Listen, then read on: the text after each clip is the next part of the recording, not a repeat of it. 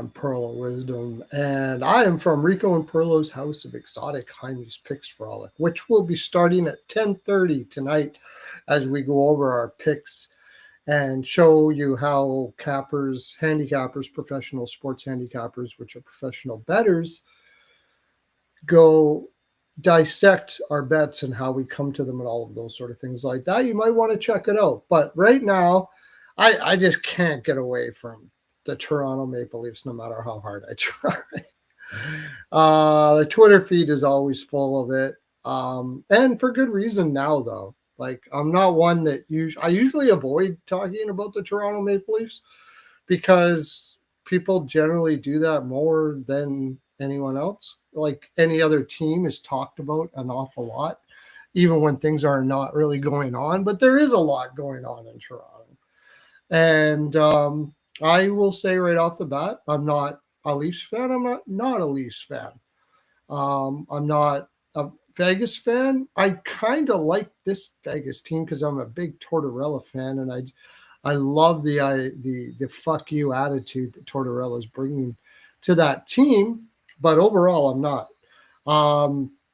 So I'm saying everything I'm about to say about Austin Matthews and the whole situation going there in Toronto with no skin in the game. It doesn't matter to me either way. Actually, my father is like 80 years old. He's been a lifelong Leafs fan. He did see Toronto win a cup. He was in his 20s or something like that back in '67. So he did see win a cup, but I wouldn't mind him seeing Toronto win another cup before he passes away. That'd be great. And I'm originally from Mississauga, Ontario. Grew up a Leafs fan until I was about 12 or 13, and then I threw that aside.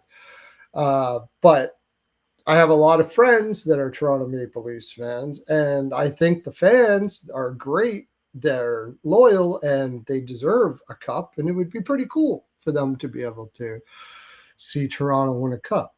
So I'm not against Toronto. I don't like their management style. I think that they're more concerned with sponsors and what they get with the amount of money that's forked over to them a lot of the time than the actual on-ice product.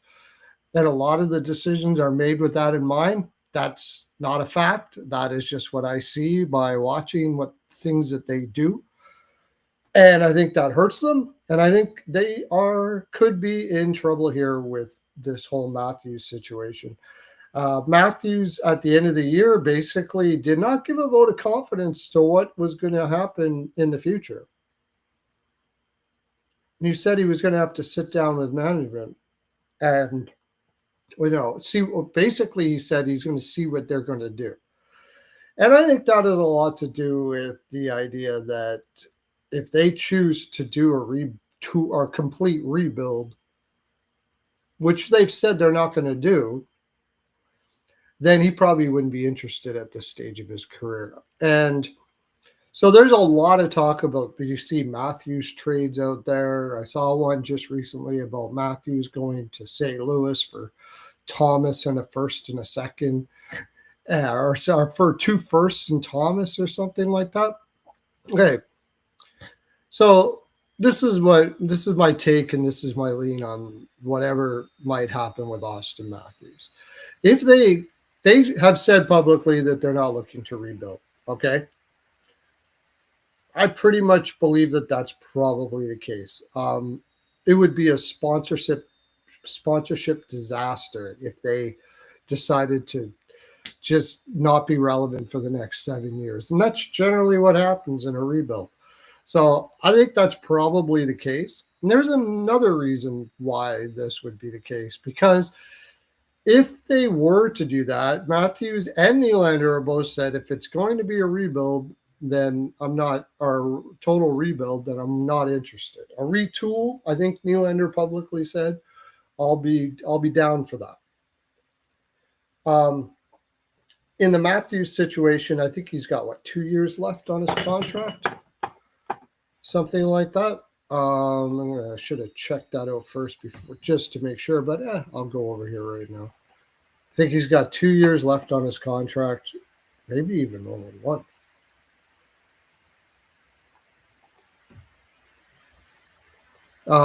Either way, 1 or 2 years. Matthews, 2028. Yeah, he's got this year and next year after that. If Matthews does have to move, like if he says, okay, I don't like the way you're going, the direction you're going, the direction the team is going, I'm open to a move. They better hope that he's really, really, really open to a move and like doesn't want to be there at all anymore. Like tomorrow, he doesn't want to be there another day. Because if not, if he's willing to just run it out, he can pick where he wants to go. Let's face it. Like he holds all the cards. He's got a no movement clause. And the way I see it is, okay, what do you, if you're a person that has a no movement clause, you've earned that, you have it in your contract. If you're a person that has a no movement clause, you're a big player like Auston Matthews, okay? The advantage of that no movement clause is if there is a move, you have to okay it and you have a choice of pretty much where you want to go. So I think Toronto has to really step lightly in this whole situation, because if Auston feels disrespected, and I don't know if he does or not, if he feels like he's being pushed out anyways, if they're not kind of complying with him, he could just easily say, pick one team and say, I want to go there, and that's the only place I want to go. And now, if I'm have a no movement clause, I'm going to say for mine, not you. You maybe think differently, but for me, if I have a no movement clause, I'm an all-star like Matthews is. I'm probably going to look at 3 or 4 things that I'm looking for. One of them, at his stage of his career, one of the reasons why he would be leaving is he's lost faith in the direction of Toronto, or they're deciding to do a complete rebuild. And at this stage of his career, I mean, that's by the time they get out of that, his career is going to be close to over. So that Matthews is probably not looking at a team that is rebuilding or hasn't made a playoffs in a long time or something like that. That's one top thing. Okay. So you can take out a lot of teams like Vancouver, maybe San Jose, but I mean, they haven't made the playoffs in a long time. There's no guarantee if Matthews goes there, they're going to be a great team, although they do have a lot of young players and a lot of promise. Maybe Anaheim. Okay, but let's look at other factors that I would look at. And I think when I say I think most humans would look at if you had a no movement clause. If he's going to leave Toronto, would he not look at his financial situation, such as taxes? Would he not look at possibly proximity to his family, which is in Arizona? And would he not look at maybe a place where he could go, where he could be with people he already knows and could talk to know the situation and how it was before he got there? I think those are reasonable suggestions that they could do, that he would be looking at. I'm not a Vegas homer. I'm a Vegas homer. I'm looking at this logically. I've been accused of this over and over again on Twitter, that I'm some sort of Vegas homer. So it makes total sense to me that he's probably messaging Marner. I mean, I think pre-Cassidy, when Cassidy was in there, maybe Marner was like, I don't know if you want to come here. This guy's an asshole. But he's not there anymore. Matthews himself said he was his best friend. So he has a team that's in the Western Conference right now that is obviously a contender. Whether you think they can do anything against Colorado or not, it doesn't matter. It's close proximity to where he was born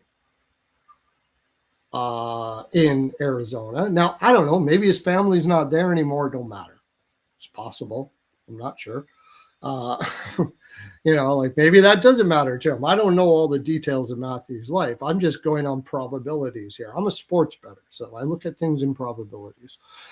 If he does have family there, cool. Gets to see him again. Being in Toronto, that could be something that's pretty difficult.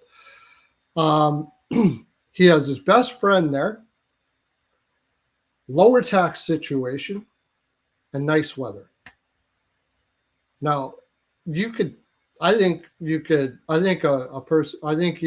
take a few of those things out of there if there was a better situation, right? Utah is actually pretty close too. There's a possibility there. And maybe Matthews there's something completely different that I'm not. Maybe he's just a totally different person. There's people that don't even really like their family. They don't want to be close to their family at all. Maybe he doesn't want to go out west at all because that is it's tougher travel out west, playing out west. So that's a possibility. I'm not saying that this is for sure, but I am saying this is another thing. These are all probabilities to me. If you're Matthews, you want out, says Hubert T. Okay. Yeah, maybe Matthews does. And I think this is a dangerous game. Well, what else was I going to say there?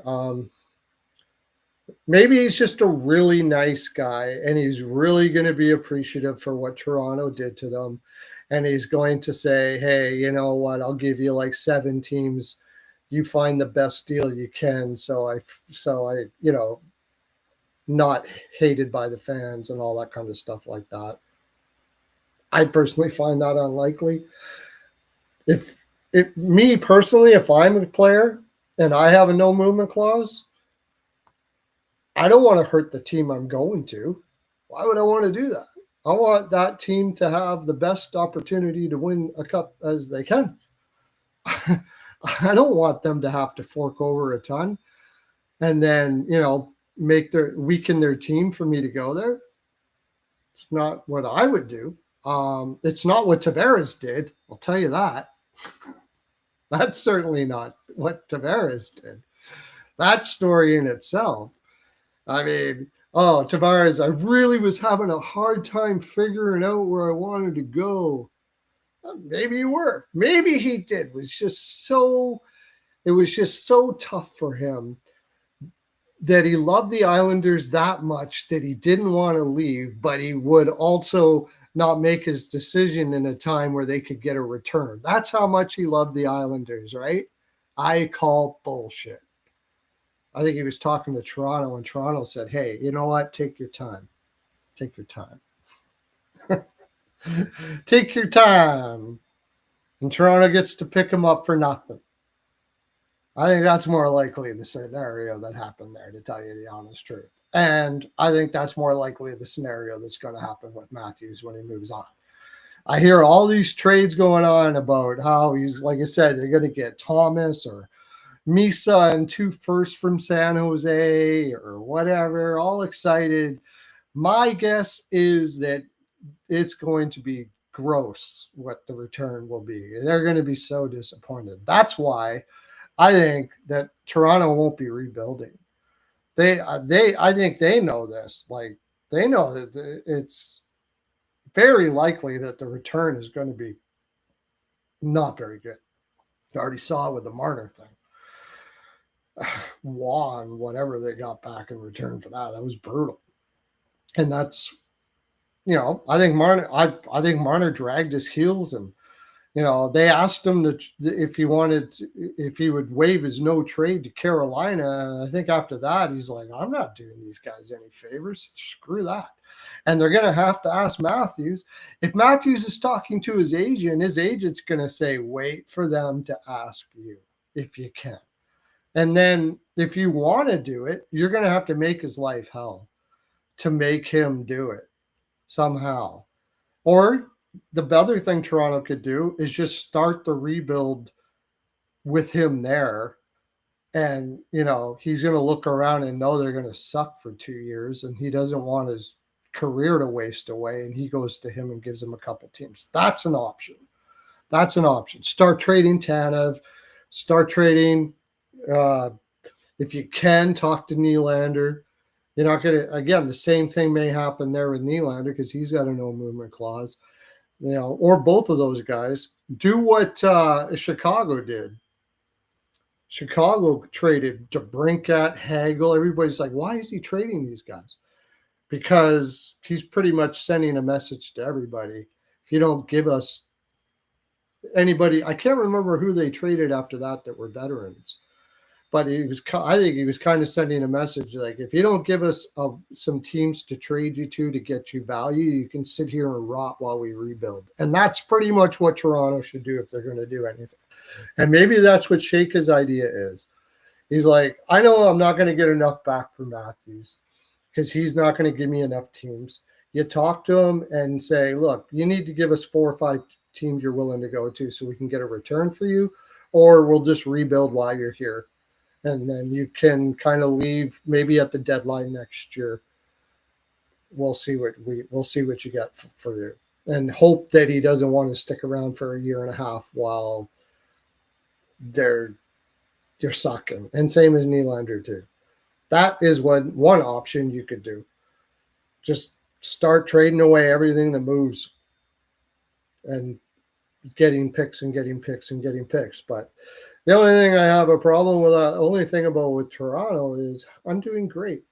Bottom of the ninth bets. Tap that like button. The only thing that I'll put that up there. Thank you very much, my friend. Tap that like button, y'all. Good one.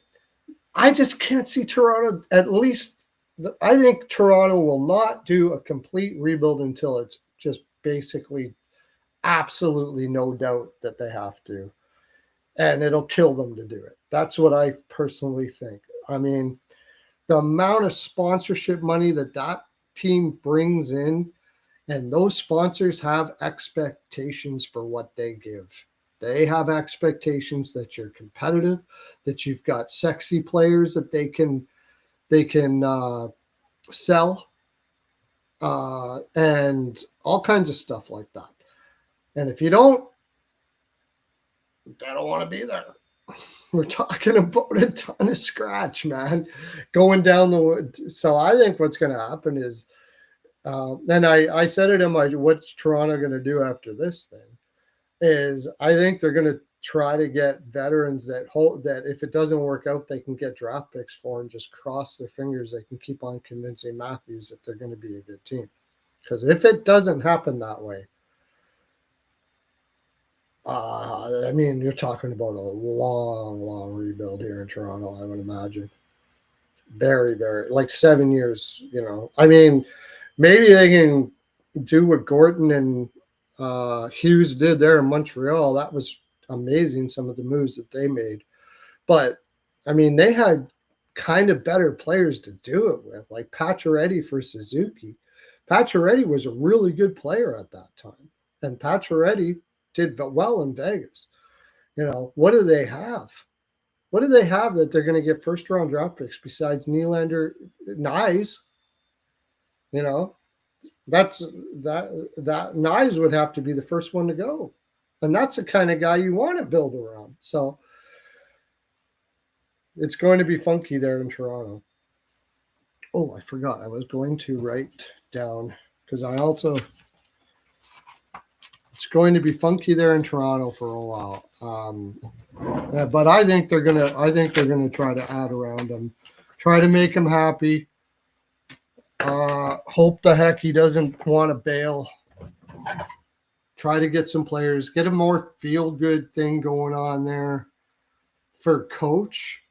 Like right now, they're talking about Cassidy in Toronto. Oh man, don't do that. Don't do that. Cassidy in Toronto, man, that guy's just going to bring shitty energy to that team. That just can't do it. You can't. No, not from everything I've heard from insiders and stuff like that about the way Cassidy is to his players. I think that would be an absolute disaster. You want to lose Matthews? Do that. That's a good thing, I guess. If you want to push Matthews out, if your plan is to push Matthews out and make life so much hell for him where he's going to go up to management and say, okay, look, Utah, Vegas, San Jose, 5 teams. I don't care what the turn. Just get me the fuck out of here. Hire Cassidy. Hire Cassidy. That maybe is the plan. And Nylander too, probably. If you want to get rid of both of them, hire Cassidy. Cassidy will yell at them like every day. He's just go on and on and on. Just be an asshole to them over and over and over again. Oh, Riley. Yeah, Morgan Riley is another one. Apparently, they've already talked to. I don't know. There's lots of talk about Riley being moved. I don't know if they actually talked to him. It hasn't been made public that he's decided to waive his no trade clause. But there's the deal too. I'm gonna 21 136. I'm gonna share screen here and bring up some interesting stuff here about the Riley trade, because there was a I don't know if you guys saw this on Twitter.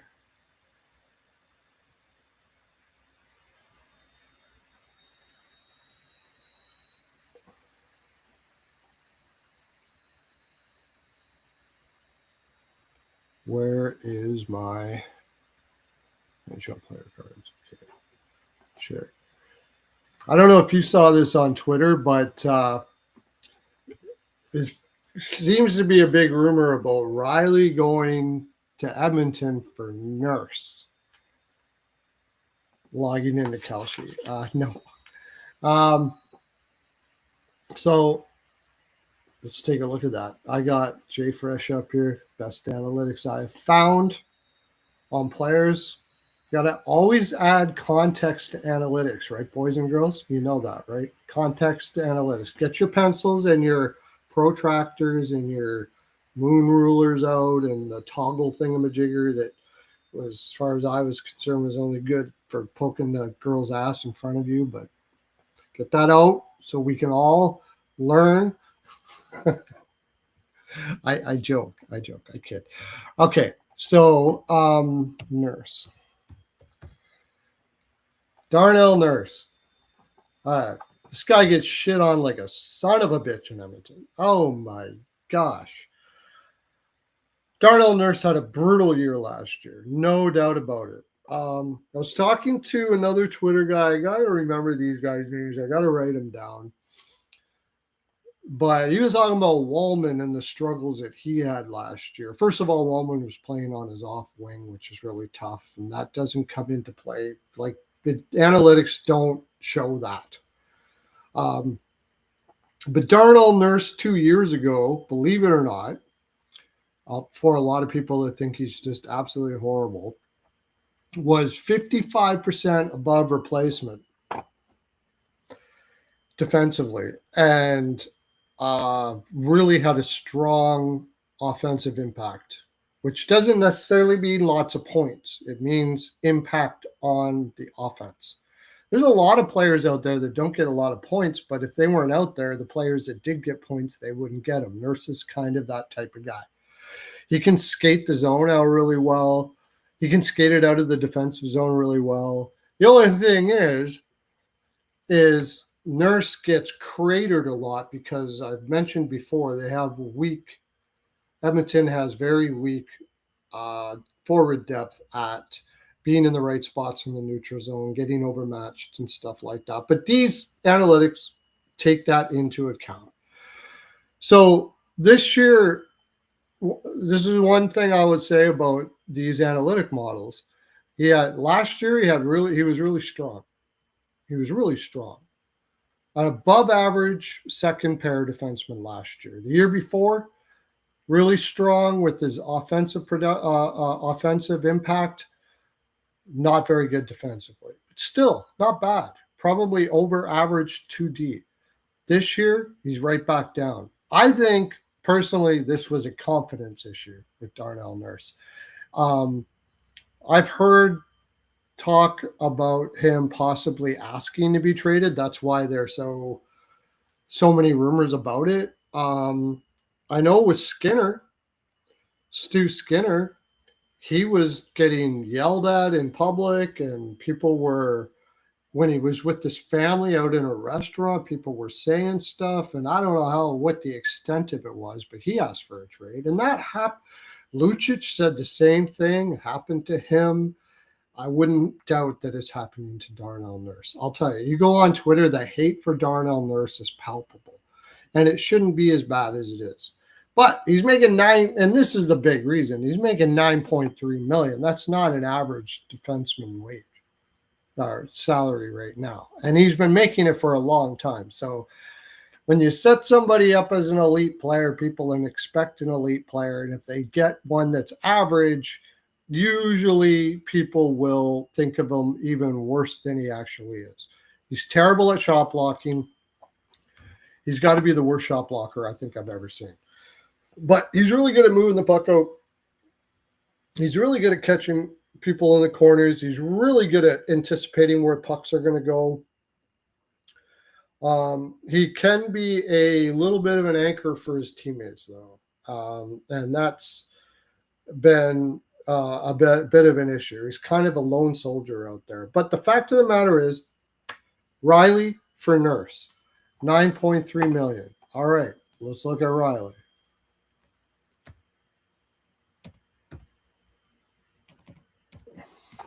Morgan Riley. You think Nurse is bad defensively? They're both second pairs, by the way. Look at this red number. That Riley has been 5% or lower, and last year he was below 0. Now, that being said, Toronto kind of had the same problem as New York last year, where there was not much oomph in the lineup. Like, they were really struggling to get up and get to the rink last year. But if you watch them play, it was just very uninspired, not very good. And he's a good offensive player. He drives offense, always has, no matter what the situation is, no matter what the year, no matter who's on the lineup or whatever. He's always been a good play driver, but he's absolutely diabolical defensively. It's pretty much non-existent whatsoever. And for the most part, he's a worse defenseman than Nurse.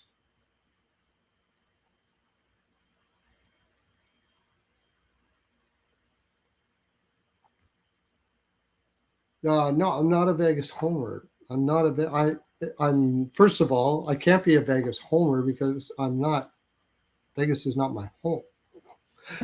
I do like this team this year because of the fuck you attitude they have. I do like that.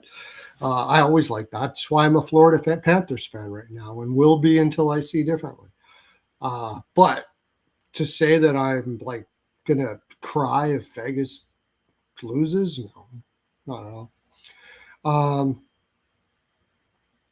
So I know you're playing. That's cool, Cal.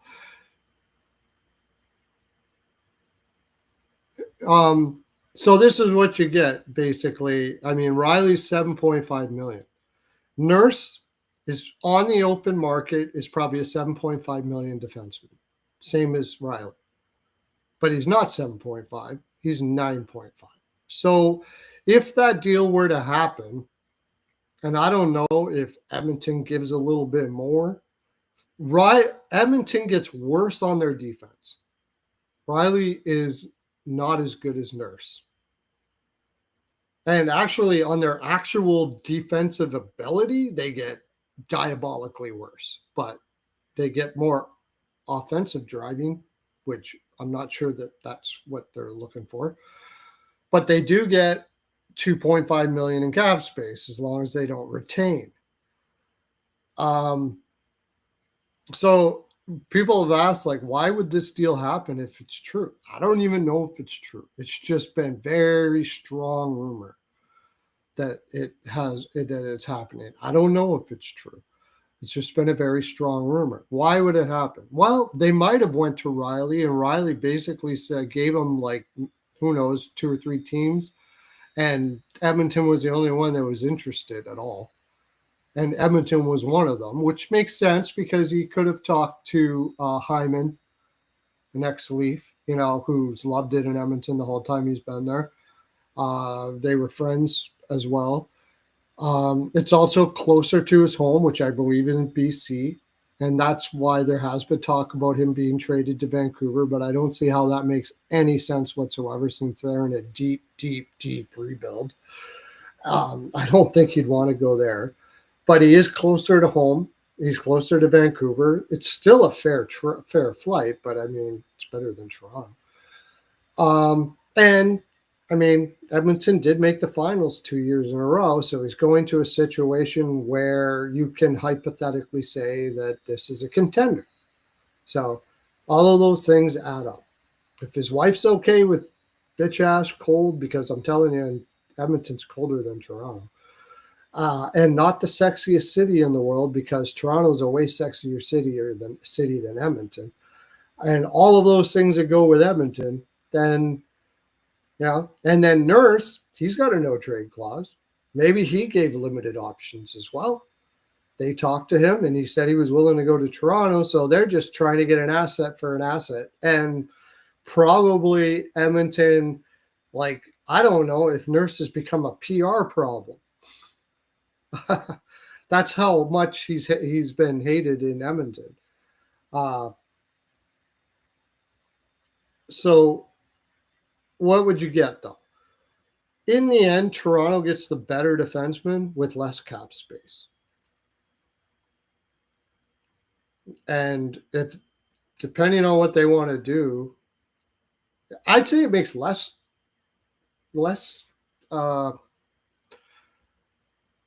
Shake is apparently an analytics guy. He's apparently an analytics guru, or that's what they think he is. So he would know that he's getting the better defenseman. But if they're looking to retool, that $2.5 million could probably go to better places. Very different. Like, you're getting the better defenseman. You're just paying $2.5 million more. So it's up to him and his capologist to figure out if that $2.5 million is worth it. Find it hard to believe, but maybe because of the cap that Edmonton's given a sweetener, because Edmonton gets $2.5 million in cap space, and they can work on what I think is most important to them, getting wingers that can play top comp and play well defensively in all 3 zones, can play against top comp. They do that, and I think their defense their actual defensemen look a lot better in the long run. And maybe they've realized that. Maybe. But it's an odd trade. But going back to Matthews, yeah, I think they have to tiptoe around this situation. Really do. Either that or, like, they have to make life a living hell for him. And that may be why you bring in Cassidy. You tell Cassidy, I don't want you to pull any punches. Do what you do, piss everybody off, get everybody hating you like really fast. So Matthews comes running to us and wants to give us 4 or 5 teams. that would be the only reason why I would consider him, because if you're wanting to keep Matthews and build around him, I wouldn't be bringing Cassidy in.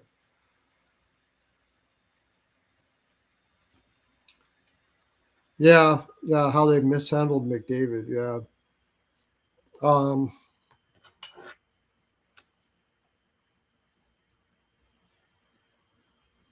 McDavid, I mean, I already talked about that.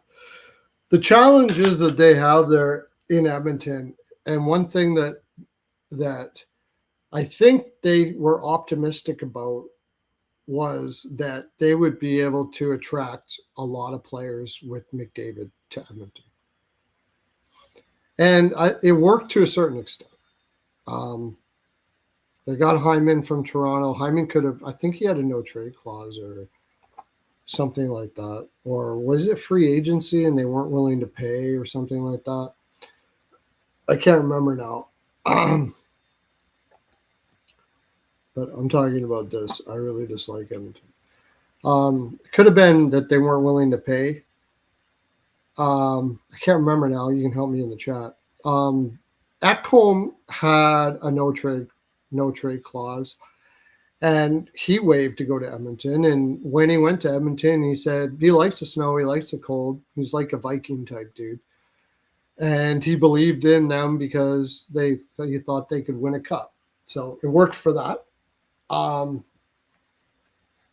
They brought in some guys like Arvidsson, but Arvidsson was coming off of injuries, and I don't think there was a long list for him to go to begin with. And what other player might they have brought in?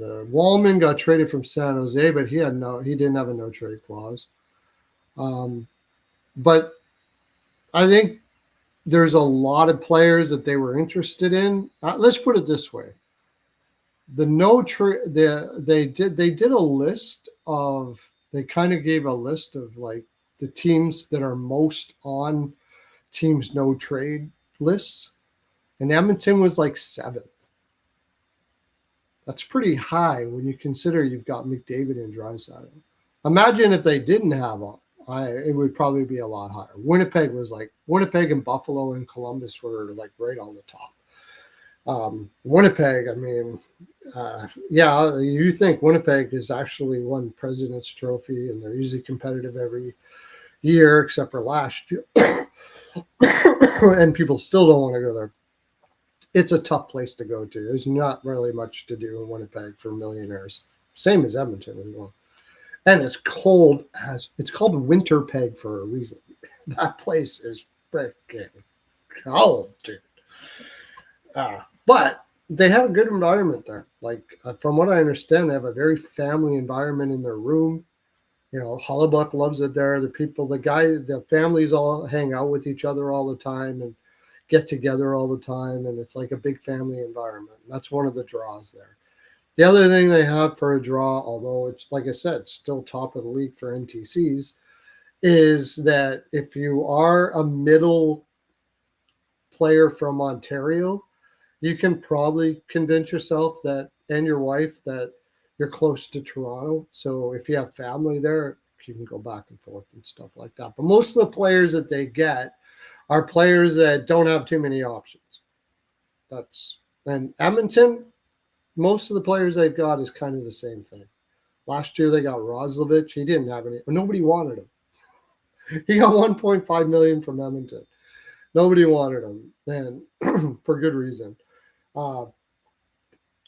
And then you have the issue with, if you're doing poorly, you're going to get shit on in public in Edmonton. Not that all the people, I'm from Edmonton. Not all people are like this by any stretch, but there seems to be a larger amount than most cities where they actually are just fucking idiots. Sorry to say, but I mean, I don't care what a player is doing as a goaltender or whatever. You swearing and yelling at a guy with his family in a restaurant. Come on, man. So that has been a struggle for them to draw players. Now they convinced McDavid that one of the reasons is they paid you guys so much money that we also don't have the cap space to go out and get a lot of the players that we want to get. We kind of got to overpay here. Oh, also they have high taxes. It's another thing. All the Canadian teams do have high taxes. So they have that not going for them. So, I mean, McDavid goes freaking $12 million, obviously doing them a solid, huge solid. Only went for 2 years. And what did they get for him? Roslovic, Mangiapane? Really? Do you think the management is that stupid that they thought, nah, we don't need all these other players that are going elsewhere that are actual top 6 players. We don't need them. What we need is Mangiapane and Roslovic. You know, no, I don't think so. I think the other players that they could have got had them on their NTCs or went, nah, I'd rather go to Dallas or whatever. I mean, if you had a choice, if I had a choice, and I'm from Edmonton, lived there for 40 years, I got a contract from Vegas or Dallas or something like that, or Edmonton. Dallas and Edmonton, Dallas and Vegas are both contenders. I'm taking them. Let's just straight up, okay? I can convince myself that I can win a cup there just as well as in Edmonton. And I think that's been the problem with them finding goaltenders too.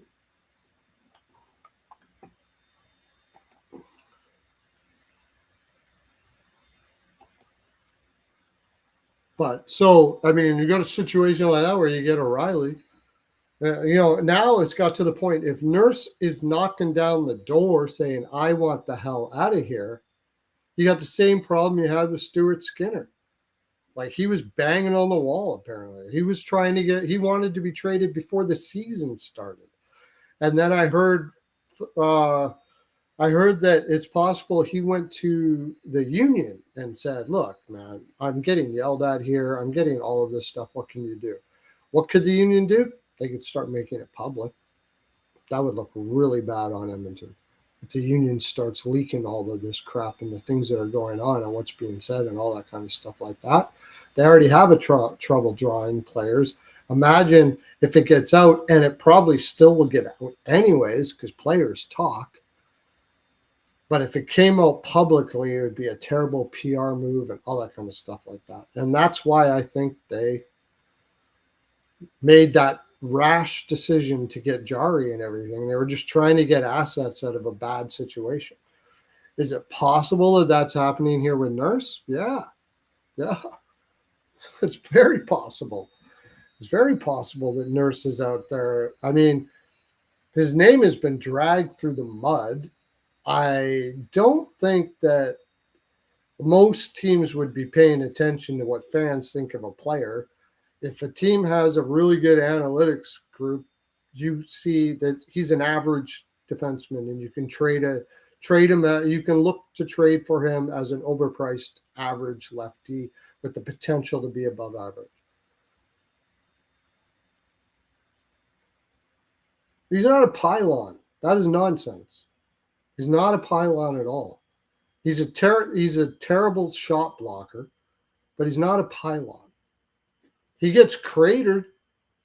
I mean, often, how many times Nurse and Bouchard look up and there's nobody to pass to in the neutral zone? It's crazy.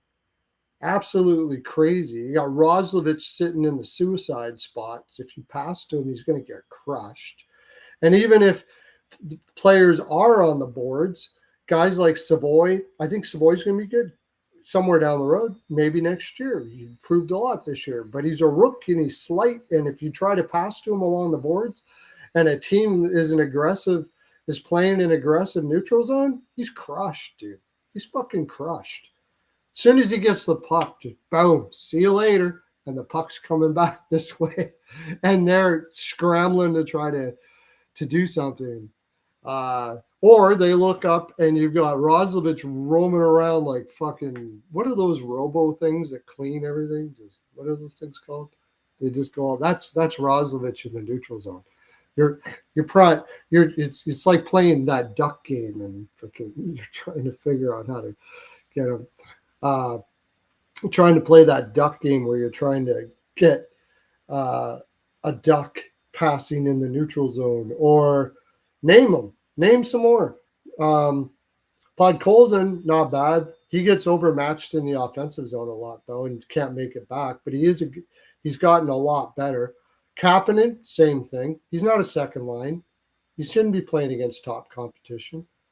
They have to give McDavid and everybody top comp because they don't have players that a coach can trust to do it. Really don't have players. Their fourth line is bad. Frederick is a bad fourth liner making $4 million a year. Lazar was pathetic last year. And who else was on that? Like bad, bad, bad. What Nurse is good at is he's really good at knowing when to pinch. He's excellent at his positioning through the neutral zone. He's really good at skating a puck out. And if he has somebody to pass to, he does pretty well. The other thing he's really good at is anticipating where pucks are going to be in the corners and stuff like that. He's really good at that. As far as being in front of the net, not so much. Could be more physical, same as Bouchard. But those are eye test things. People see those things and they go, "Oh, that's bad," but they don't ask how. They don't ask people generally, and I don't blame them. Your average fan isn't asking why was Bouchard crushed in that spot. They're not asking why. They just see it and go, "Oh, he sucks." If Bouchard was in Vegas, nobody would be talking about it. Nobody would say a word. He would have probably won the Norris this year. If you put Theodore in Edmonton, everybody's like, "Oh, that guy sucks."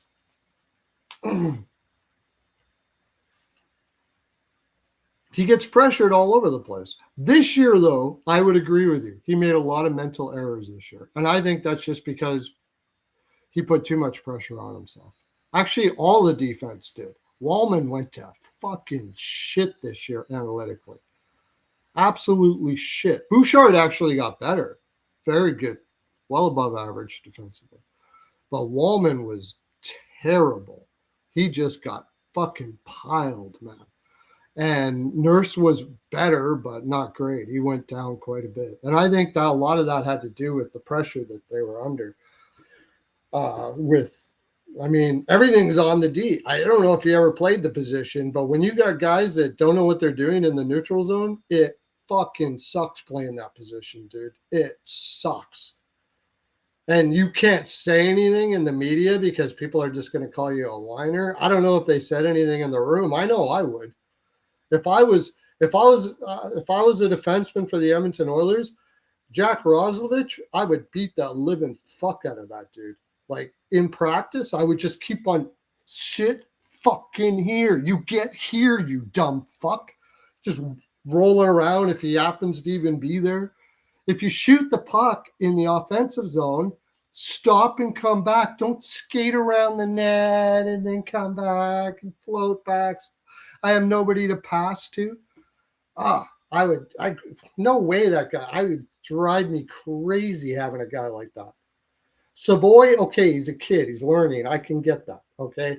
You can help him out. He can learn a little bit. He needs to get stronger. He does need to get stronger so he doesn't get overmatched all over the ice. He's got great skill. He seems to have a mind for the game, but he's trying the best he can. I can deal with that. But a guy like Roslovic that's been in the league for as long as he has, played for the Carolina Hurricanes, who used to waste their top line with Jarvis to put Jarvis and Stahl together with Roslovic to mitigate his idiousness. Like, that's how bad it was. Like, just to mitigate it as much as they can. They had him on contract, couldn't trade him. Nobody wanted him. So, yeah, from a guy, like I said, I didn't play the position this high, but I played a position enough that there was coaches that did teach, zone defense and stuff like that and structure and all that kind of stuff like that. And if you had guys that wouldn't listen to it, like a guy like Nylander, just fuck off, man. Get out of my face. You're going to float all the way up by the red line and wait for me to pass it to you? That's what you're going to do, really? And then when I try to pass it to you, like say Marner did when he was in the D zone, actually getting the puck, and somebody picks it off, everybody points at Marner and calls him an idiot. Fuck you. I would beat the fuck out of Nylander. Get the fuck out of my face. Guy's terrible. He's an amazing offensive player, but I wouldn't want a guy like that on my team. No way.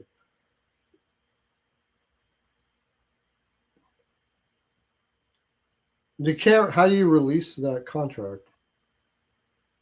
He's an average defenseman. They overreached for how good he was going to be. That's why. Brozovic is not a decent player, man. He's terrible. If he gets in the spot in the offensive zone, he's got a killer shot. If he gets into that spot, if he's not scoring, for how bad he is all over the ice, that guy needs a pot 40 to be worth having. 20, 21, or whatever he is, that's not enough. He's brutal all over the ice. There's a reason why he's gone to Columbus and bailed, went to Carolina as soon as his contract was over. They didn't even want him for league min. Went out into the league. He went out as a free agent and thought he was going to, I scored 20 goals. I'm going to pull 3.5. Nobody gave him fuck all. Edmonton finally, at the end of the summer, he got $1.5 million from Edmonton, and he seemed to bitch about having to go to Edmonton. Didn't even want to do it because he wasn't happy. He only made $1.5 million. That's because he has the hockey IQ of a gnat. He's terrible. You don't even need analytics to know how bad he is in all areas of the ice. Takes a shot and then just floats around the net. Comes back. Takes a shot, doesn't even go to the net half the time. Just shoots from outside and just sits there and watches it. And then after like 20 seconds, he might turn around and go the other way if somebody's going the other way. It's no good. No. Their forward group is just not good enough. And it wasn't good enough when they made the finals either, by the way. Their depth was not good. That Draisaitl and McDavid dragged that team into the finals. And I know you're going to point at saying that, okay, they didn't get, like, their secondary scoring was higher at that time. But that was because Draisaitl and McDavid took all the top comp. And the lower lines took were put out with the lower lines as much as possible, hoping that they outscore them. And they scored at a higher percentage than their career is. So I don't know if he's a locker room cancer, but I do know he's a horrible player. Evander Kane. Evander Kane's a terrible player, man. They were talking about, people have been talking, like, because he said a lot of nice things about Edmonton. They should bring him back. People are so many people are so caught up with somebody being mean or physical on the ice or something like that. And I have no problems with that. I love it, to tell you the honest truth. All things being equal, give me the physical guy. No doubt about that. That's why I love Matthew Tkachuk. Wilson is one of my favorite players in the league. Matthew Tkachuk, Wilson, Marchand. You know, I love these dirty, grindy, beat the shit out of you guys. Love them if they can play. Kane can't play. Even when he was scoring goals, he was still, like, at least he was scoring 30 to 40, so that's good. But the rest of his game is blah. Yeah, well, that was when he was really immature back then. I don't know how. Apparently, he's got his life together now, and that's cool. You know, like, he went and got help for his gambling problem. And from off the ice, from everything I've heard, he does charity work, you know, nicest guy in the world, all of that kind of stuff. I don't say anything about that. I don't care. It's just on the ice. On the ice, he was brutal. Took the worst penalties you could possibly find. He just wasn't a smart player. Very skilled player. Very, very skilled player. Like, he had great shot, and from the hash marks in, if you can get him the puck, you know, he's more than NHL caliber. But everywhere else, bad. Really bad. I don't know about the locker room cancer thing. Everything I heard about in Edmonton anyways, but in Winnipeg, yeah. And apparently in Buffalo, yeah. Like, he was very immature. He was still in his gambling stuff and thinking he was hot shit, or, you know, very immature, whatever. Yeah. I mean, but for everything I heard from Edmonton, people were fine with King. It was just his on ice that I wasn't a big fan of. So, but McDavid, going back to McDavid, I don't know, dude. I mean, 2 years at $12 million. It's just, what do you build this team? You got to go all in here. I'd be looking at guys from Edmonton. If you can get McCann, great. But Bobby McMahon, he's from Edmonton, I think that's a more likely scenario. I mean, I think with the market the way it is, lots of teams are going to be looking for McCann. You got to hope that a guy just looks at, I want to play with McDavid. That's what you're looking for. That's what you're looking for. I don't know what his family situation is. Like McCann, is he married and would you got a family, man. You're gonna go on YouTube and they're gonna look at Edmonton and you got to do what I don't care. You're not telling your wife, no, I don't care what you got to say. I want to play with McDavid. If she goes on YouTube, looks at Edmonton and goes, yeah, that's not on my vision board, you're not going. You're not going. And if you don't understand that, you've never been married. You're going to make your life a living hell. Everybody wants a Stanley Cup, but the Stanley Cup ain't worth having a unhappy wife for however many years. I'll tell you that right now. No doubt about it. And children too. You have children to take care of. You got to have a balance. So you got to find a way there. So I don't know. It would be up to him, but I don't know what it's going to take to get McCann. I think he's got one more year at 5 point something. And with the market the way it is right now, I think there's going to be teams lining up for him. He's a relatively affordable 50 to 60 point guy that could get more, that's pretty responsible in all areas of the ice and plays against top competition, not bad. I mean, I think there's going to be Boston Bruins if they're going to do it that way. When is Knies getting paid? That's a good question. He's already paid. He's got 7.7 for next 6 years. It's already paid.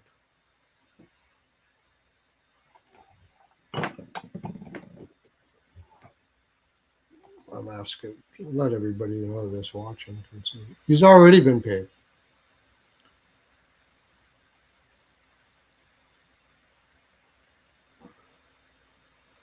I mean, everybody needs a Josh Morrissey. For sure, everybody needs a Josh Morrissey. But I still think their main problem is at forward depth. They do that, their defense won't look so bad. All of a sudden, you get Dickinson in there, you put Kapanen and Podkolzin in shutdown spots. You get Bobby McMahon and Jake DeBrusk on the right side on the both sides of Draisaitl, and all of a sudden Bouchard doesn't look too bad eye test wise. You're gonna, oh wow, Bouchard's playing so well. Nurse is actually having a good year. You watch. If they do it, if they realize that, you watch. You want a good example of it? Look at the Florida Panthers. The Florida Panthers have okay defensemen. What's his name? Look at Jones. Jones in Chicago, everybody's like, oh, this guy's terrible, get rid of him and stuff like that. You look at his underlying analytics, not terrible. He's not. Eye test wise, he's getting cratered by bad players in front of him all the time, and he's having to fight it. He's having to do the best he can in that situation. But if you look at his analytics beyond replacement, meaning if another player was in his situation doing what he does, they wouldn't look much better.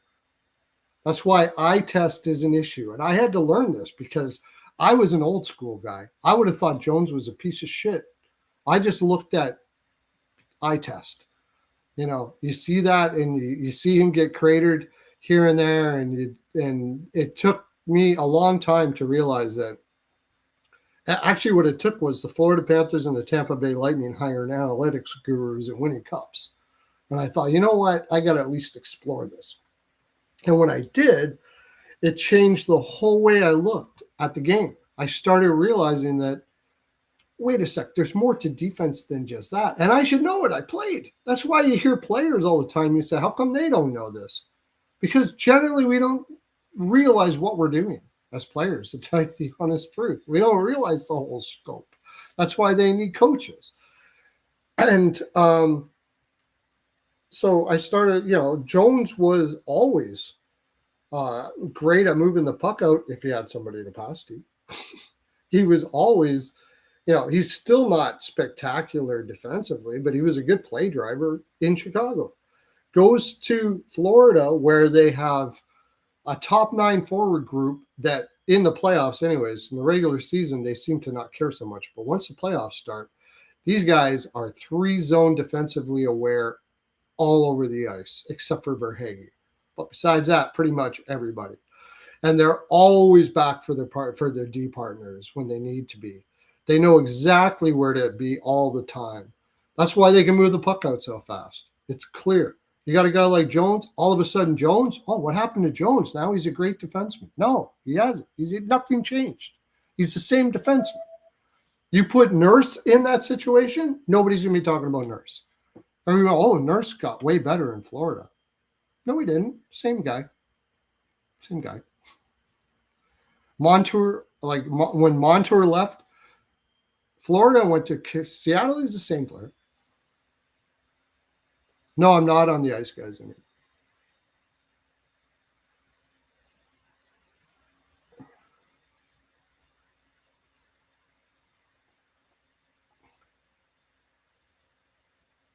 First period over 5.5. Yeah, we'll talk about that at 10:30. We're going to be starting here in 10:30, talking about tomorrow's games. But anyways, I think that's my time. I wanted to talk about that Matthews thing because, I mean, they're in a dangerous situation. People that are trying to get Matthews to, they think they're getting a big haul for Matthews. I think it's very unlikely. Very unlikely. I think their best bet. Once you have players making 11.5 mil with no trade clauses, completely tied to your team, it's pretty hard to move on. It's pretty hard. And I just don't see Toronto having a. I mean, if you're an owner, if you're one of the owners of the Leafs and stuff like that, I mean, you're not there. It's a business. If they go in a deep rebuild, I think the sponsorship money they're going to lose is just absolutely outrageous. You hire somebody like Shaka and say, look, you tell every general manager, look, I know I don't want to hear you can't. This is the deal. We can't rebuild. We need to retool real fast. We give us your plan on how to do that. I don't want to hear anything else but that plan. That's what I'm paying you for, and we want to see it happen. I'm sure Shaka said, okay, I'll do it. I'll see if he does it. Look at Pittsburgh. Dubas went to Pittsburgh, and their mandate was, we're not rebuilding right now, and we want this to be as fast as possible. And still be able to give a competitive team to Crosby while he's here and Malkin while they're here. And he came out and said he was going to turn it around in 2-3 years. What did he do? Again, major analytics guy, Shinnikov, Witherspoon, Novak. They drafted that kid. I can't remember his name. He freaking moved up to the 7th spot, drafted that kid. He's playing like 18 years old, getting 40 points. It can be done, but you got to have very smart people in your organization. I hope Shaka is. And I hope he hires people that are. And I hope he does it, because Toronto fans don't deserve to go another 7 years of shit. They don't deserve it. It's been long enough. They're some of the best fans in the world, and they suffer with their team, and they so deserve to win. So I hope Shaka does it. I'm not going to judge him about what he did in Arizona. Every general manager has their challenges and stuff like that. I'll just see what he does. Dubas said when he left, he said that he felt like his hands were tied quite a bit in Toronto. I got it. That can't be the case with Shaka. Either that or it is the case. He's like, look, this is what we're paying you for. You got to make the sponsors happy. And I think this is what Dubas was. You got to make the sponsors happy. We got to have a sexy team. We have to be competitive every year, quick. They have way more. It's not like you're in Nashville where you can, or let's say like a team like Dallas maybe, where you don't have those kind of pressures on you, where you can do a bit of a rebuild. You can do things more hockey wise. There's there's more boxes that need to be checked if you're a Toronto Maple Leafs general manager, and it's difficult. Hopefully, Shake is successful at it. Okay, I'm going to be on in an hour, so I'm going to head out. You can watch me at 10:30 on this channel, Rico and Perlo's House of Exotic Jaime's Picks Frolic. Jaime's Body Lube, it's the best. There, I said it. Talk to you later.